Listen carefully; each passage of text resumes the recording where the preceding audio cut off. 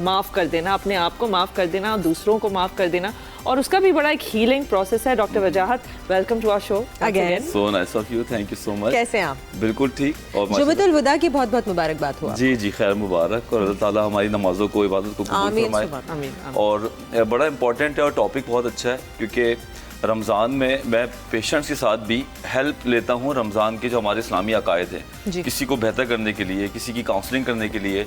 अमूमन लोग आ रहे हो, मैं भी आप बोली शुरू ही हो गया, दरअसल बातें दिमाग में इतनी आ गई थी। नहीं, हम बिल्कुल नहीं कह रहे, हम चाह रहे हैं, आपको नहीं पता, हम खुद बोलते हैं, थक जाते हैं, तो आप जरा बोल लें, कोई हमें बुरा नहीं लगेगा। होस्ट को कोई अच्छा गेस्ट मिल जाए ना, ये भी बड़ी नेमत होती है। मजा आता है, अच्छा लगता है। हाँ जी। अब जो एक एक अल्फाज के जवाब दे रहे होते जी जी जी जी, वो मुझे बिल्कुल समझ नहीं, वो बड़ा मुश्किल हो जाता है। Carry on.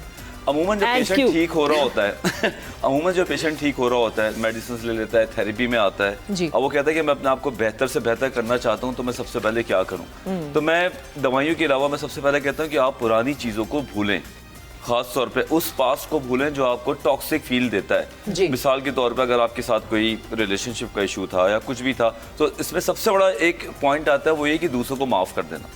कि बाज़ औक़ात हम किसी भी वजह से इतनी हार्श फीलिंग्स रख के बैठे हुए होते हैं दूसरों के लिए, उसने मेरे साथ ये किया, और उसके बाद और जितनी बार भी वो याद करता है वो स्ट्रेस आउट होता है या वो एंशियस होता है। तो माफ़ कर देना या किसी को भूल जाना, मतलब चलो हुआ, 2 दफ़ा करो, अल्लाह ताला बड़ी ज़ात का मालिक है, मेरी क्या हैसियत है, जब अल्लाह हमें माफ़ कर सकता है, तो something like that. Forgive and forget. या डेफिनेटली फॉरगेट करना भी बड़ा ज़रूरी है। जी जी। तो इससे ट्रीटमेंट भी अच्छी होती है और लोगों के अंदर पॉजिटिविटी बहुत तेज़ी से आ रही होती है। अच्छा, ब्रेकिंग द साइकिल कितना ज़रूरी है, क्योंकि हमारा बाज़ औक़ात हमारा जो ट्रॉमा होता है उसको हम रिकग्नाइज़ भी नहीं करते। हम बचपन में जो चीज़ें देखते हैं, जैसे कि एक वेल नोन फैक्ट है कि जो बच्चे डोमेस्टिक वायलेंस देखते हैं अपने घर में, they are much more likely to commit that within their lives. तो इसको रिकग्नाइज़ करना कि हमारा एक बैगेज है जो हम लेके आ रहे हैं अपने बचपन का, और हम सिर्फ चेंज तभी कर सकते हैं, रिफॉर्म तभी कर सकते हैं जब हम उसको रिकग्नाइज़ करें और फिर अपने अंदर वो तब्दीली लाएं। ये पूरा प्रोसेस कितना ज़रूरी है? देखिए, बाज़ औक़ात लोग जो है ना अपने पास ट्रॉमा को एक्सक्यूज़ बना के भी लेके चलते हैं। बिल्कुल ठीक है, किसी के साथ कुछ हुआ और वो उसका अमाउंट इतना था और वो हील किया जा सकता था और वो चाह सकता था कि आगे चीज़ों को बेहतर करे, लेकिन वो कोप नहीं करते और वो करना भी नहीं चाहते। वो उसकी बेस पे एक्सक्यूज़ बना के अपनी ज़िंदगी का बेड़ा गर्क करते जाते हैं। और जब हम उनसे पूछते हैं कि तुम इतना बुरा क्यों कर रहे हो, जैसे कि ड्रग्स ले रहे हो, जैसे कि डिप्रेशन में हो, जैसे कि देर से क्यों उठते हो, तुम अपनी लाइफ को सही क्यों नहीं करते, तो वो लोग बिला दरेग अपनी फैमिली को इल्ज़ाम तराशी करने लगते हैं। मेरी तो टॉक्सिक फैमिली है, उन्होंने हमेशा लड़ाई की है, तुम बताओ मैं क्या करूं, मेरे अलावा इसके अलावा कोई ऑप्शन ही नहीं है। तो यहाँ पे बड़ी फाइन लाइन है यहाँ के, आप उस एक्सक्यूज़ को या जो भी मामले को ज़िंदगी भर लेके चलें और अपने आप को ख़राब करें, या तो फिर आप उसको थोड़ा सा भूलें भी।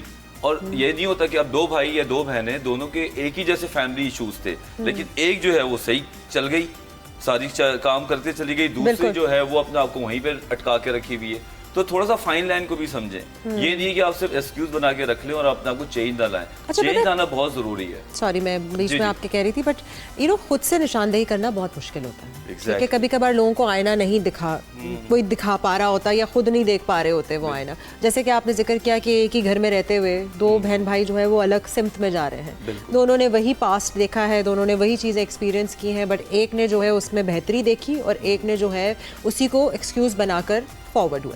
सो एक तो मैं ये लफ्ज़ बहुत इस्तेमाल करती हूँ, आई एम सॉरी मेरा तकिया कलाम बन गया, बट अकाउंटेबिलिटी बहुत ही ज़रूरी चीज़ है। एक अकाउंटेबिलिटी होना और एक इंटाइटलमेंट नहीं होना।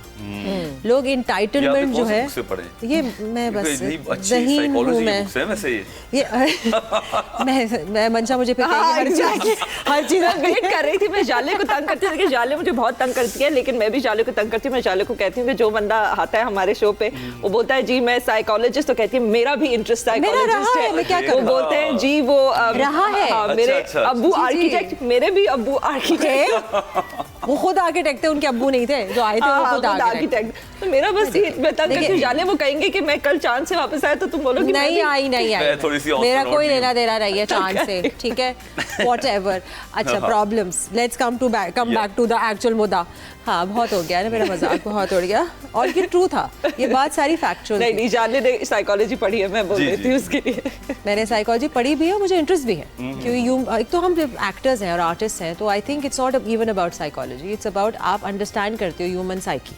क्योंकि जब आपने रियलिटी की अक्कासी करनी है तो आप अक्कासी करोगे कब, किस चीज़ की, जब आप खुद ही कन्विंस नहीं हो उसकी रियलिटी से, ठीक है। सो एंटाइटलमेंट की जो बात हम कर रहे थे, वो एंटाइटलमेंट तब आती है जब आपको लगता है ये चीज़ मेरी होनी चाहिए है बट मुझे नहीं मिली, लेकिन आप वो पाने के लिए कुछ नहीं कर रहे हैं, आपको बस वो दे दी जाए प्लेट लगता है कि में। आप पैदा हुए तो ये आपका राइट है, आप इस दुनिया में है तो ये बस मेरी चीज होनी थी और मुझे नहीं मिली तो मतलब मेरे पे बड़ा कोई जुल्म हो गया। और इसी चीज से शुरुआत होती है हर चीज की, एक एक्सक्यूज है, जिस तरह आप सुनोगे एक्सक्यूजेस बहुत सारे, रैशनलाइजेशन है, मिनिमाइजेशन, इस तरह है एटीट्यूड ऑफ एंटाइटलमेंट। ये पूरा जुमला आप इस तरह कंप्लीट कर लेते हैं कि वो एटीट्यूड बन जाता है कि मुझे तो ये मिलना चाहिए, मेरे साथ तो ये होना चाहिए। अच्छा, होना चाहिए एक अलग पॉइंट है, दूसरा ये कि अगर आप खराब हैं या मेरे साथ मेरा खराबी जिंदगी में बेड़ा गर्क हो चुका है तो वो तो होना था क्योंकि मेरे घर में ये मसला था।